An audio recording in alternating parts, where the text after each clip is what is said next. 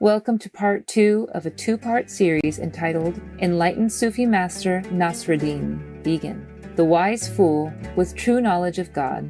Mullah Nasruddin is known as the Wise Fool of Middle Eastern folklore and is often portrayed as an old man in a turban riding backwards on his donkey-person companion. Some people say that whilst uttering what seemed madness, he was, in reality, divinely inspired, and that it was not madness but wisdom that he uttered. The Turkish jester, or the pleasantries of Khoja Nasser Eddin Effendi. Born in Hortu in present-day Turkey in 1208, Mullah Nasruddin moved to Aksahir, Turkey in 1237 to study under reputable scholars of that time.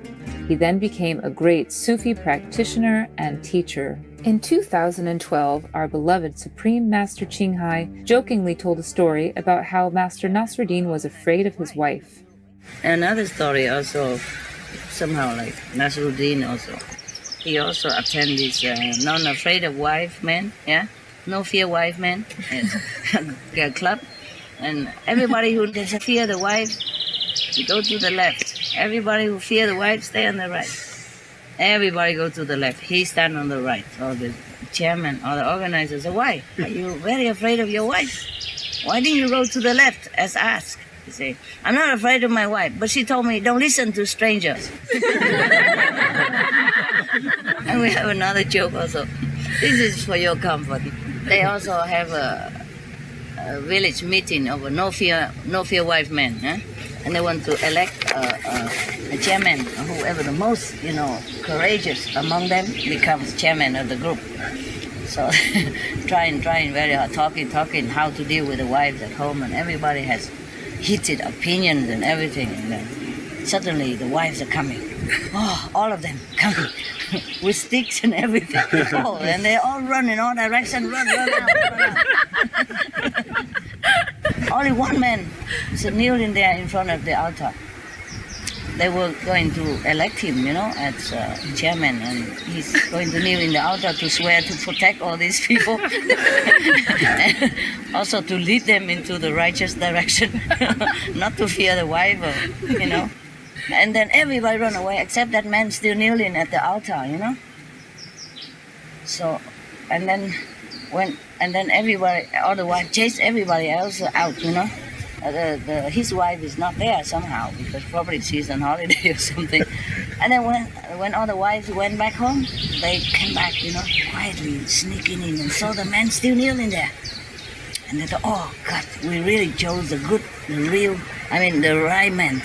He's going to lead us this battle against women. Oh, they're so happy and come and congratulate him and kneel in front of him. And then after a while, they see that he doesn't move. And he will look and he's dead already. Too scared.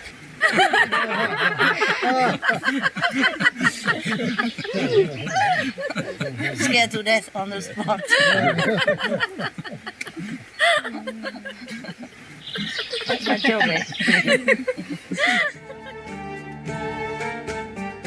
Here we have another enlightened tale of Mullah Nasruddin. Mullah Nasruddin was walking along an alley one day when a man fell from a roof and landed on top of him. The other man was unhurt, but Mullah was taken to the hospital. One of his disciples asked him, What teaching do you infer from this event, Master? Avoid belief in inevitability, even if cause and effect seem inevitable. Shun theoretical questions like, if a man falls off a roof, will his neck be broken? He fell, but my neck is broken. In this tale, as in most of his tales, the Sufi master prepares the rigid minds of Sufi students to reject conventional thinking and open up to a new form of understanding, spiritual understanding. In another tale, Mullah Nasruddin is sailing across rough waters. A scholar is next to him and asks, Have you ever studied grammar? No. Then half your life has been wasted. A few minutes later, Master Nasruddin turns to the passenger. Have you ever learned how to swim? No.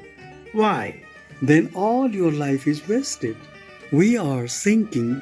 This tale again rejects rigid thought patterns. It reminds us that formal intellect cannot solve everything, Rather, spiritual practice and God realization are the most important pursuits, for only God helps us in every aspect in this life and beyond. Of 2. Let's listen to another story about this great and humorous master. Mullah Nasruddin is sitting among a circle of disciples when one of them asks him about the relationship between things of this world and things of a different dimension. The mullah replies, You must understand allegory. Then the disciple asks, Show me something practical. For instance, an apple from paradise. Mullah Nasruddin picks up an apple and hands it to the man. But this apple is bad on one side. Surely a heavenly apple would be perfect. A celestial apple would be perfect.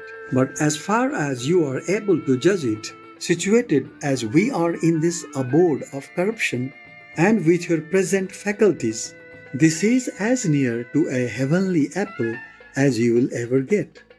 In Mullah Nasruddin's teachings, there is a gradual buildup of inner consciousness based on the individual's experiences. As one's consciousness increases through diligent spiritual practice, so does the power for gaining more understanding from the tales of Mullah Nasruddin. Also, the stories are endowed with baraka, which is defined as God's energy flowing through that and those closest to God. So the mere repetition of the tales provides spiritual nourishment, and pondering over them brings even more. In 2015, Supreme Master Ching Hai shared another joke with us about Master Nasruddin. You know Mullah Nasruddin, the master who always laughs at himself and make joke at himself and make a joke for everybody, you know. Now, okay, one day, his wife, the wife of the master, Mullah means master in Muslim, huh? Right? Teacher, yeah. So one day, the wife of this Mullah means teacher complained to Mullah Nasruddin, meaning her husband. Yeah, a master, but her husband. Look at how the neighbor, you know, the husband of the neighbor, he took really good care of his wife. Every day when he came home, he brought her some gifts, you know, presents. And on some other special occasions also, he always bring gifts. How come you never did that?